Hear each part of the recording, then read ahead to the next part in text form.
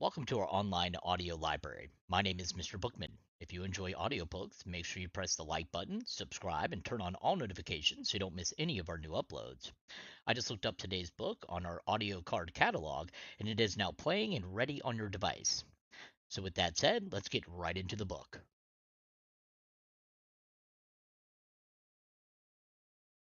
The Ghosts of Red Creek by S.T.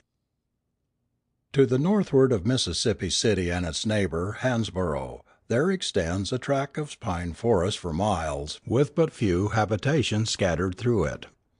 Black and Red Creeks, with their numerous branches, drain this region into the Pascagoula River to the eastward, with the swamps of Pascagoula as a refuge, and the luxuriant and unfrequented bottoms of Red and Black creeks to browse upon.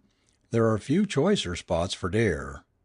Knowing this fact, a small party of gentlemen on the day before a crisp, cold Christmas, started from Hansborough in a large four-wheeled wagon for a 30-mile drive into this wilderness of pine and a week's sport after the deer.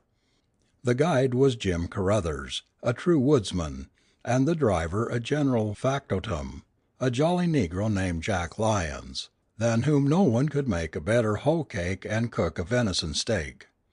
His laugh could be heard a quarter of a mile, and his good nature was as expansive as the range of the laughter.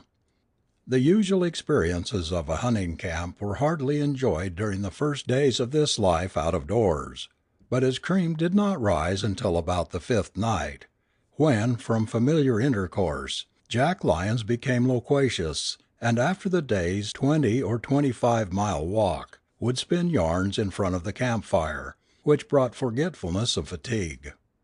The night before New Year's was intensely cold. The cold north wind of the afternoon had subsided at sunset, and only a gust now and again touched the musical leaves of the pines, making them vibrant with that mournful score of nature's operas which even maestros have failed to catch. In front of two new and white tents, two sportsmen reclined at length within reach of the warmth of the fire, while opposite them rested at ease the guide and the worthy Jack Lyons. Wearied with the day's chase, four staunch hounds, Ringwood, Rose, Jet, and Boxer, were dreaming of future quarry. The firelight brought out in bright relief the trunks of the tall pines like cathedral columns, and sparkling through the leafy dome overhead the scintillating stars glistened with diamond brightness. A silence which added its influence to the scene rested about the borders of the creek below, and gave more effect to the story of the veteran teamster than perhaps it otherwise would have had. "If de deer run down de creek," said old Jack, smacking his lips over a carefully prepared brewing of the real Campbellton punch, "we's bound to see fun tomorrer, for dey'll take us down thar by de old Gibbet's place. In daylight dere's no place like it, but after nightfall you bet you wouldn't ketch dis nigger thah." Old Jack was naturally asked why he didn't care about visiting the Gibbet place that night. Asking to be excused till he filled his pipe, the silence was unbroken till his return. He piled on more pine knots and commenced. "You know, gemmen, dat when de gunboats was in de South, we folks had to travel way back heah on dese roads outen de range of deir big guns. I was gauged by Mr. Harrison in haulin' salt from de factory at Mississippi City, and on der beach ober Mobile, and I had been makin' a trip every week or so. Dis back country road was neber thought of by de Federals, and we had good times 'long de way, no shells and no shootin'.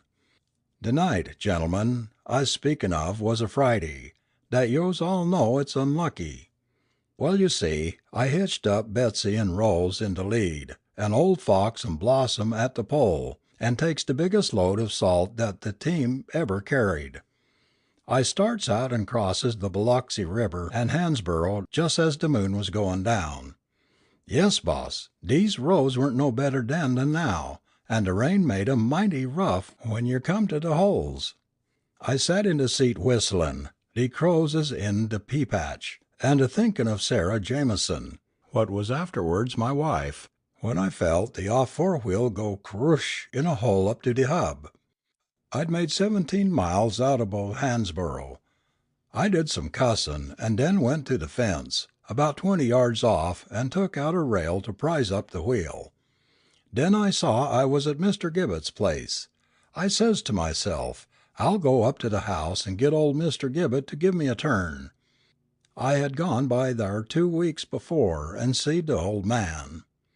Now, gentlemen, yer listen to me, for what I's tellin' yer is as shore as Jimmy'll blow de horn on de last day. I walked up to the house, and there I saw a bright light inside.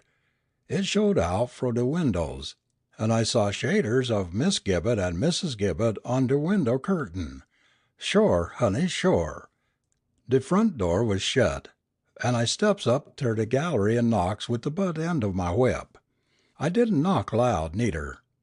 God bless us all, gemmen, de lights went out like dat, and I hears up a laugh, ha, ha, ha, ha, how that set my knees a shakin'.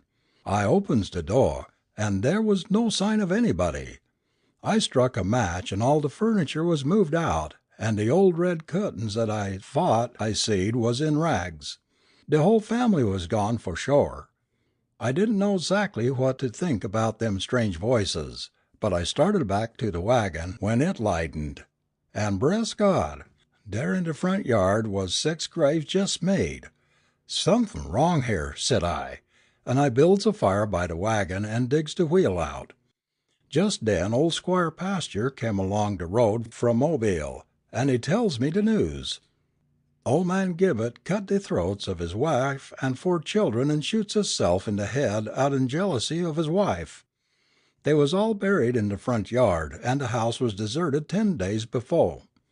Gemmen, when I hear dat, dem miles make de quickest time to Mobile eber seed.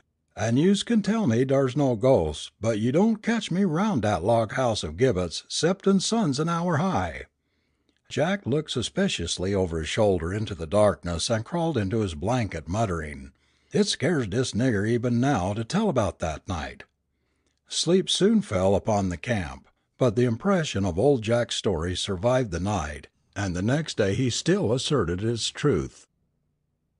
End of Story 9.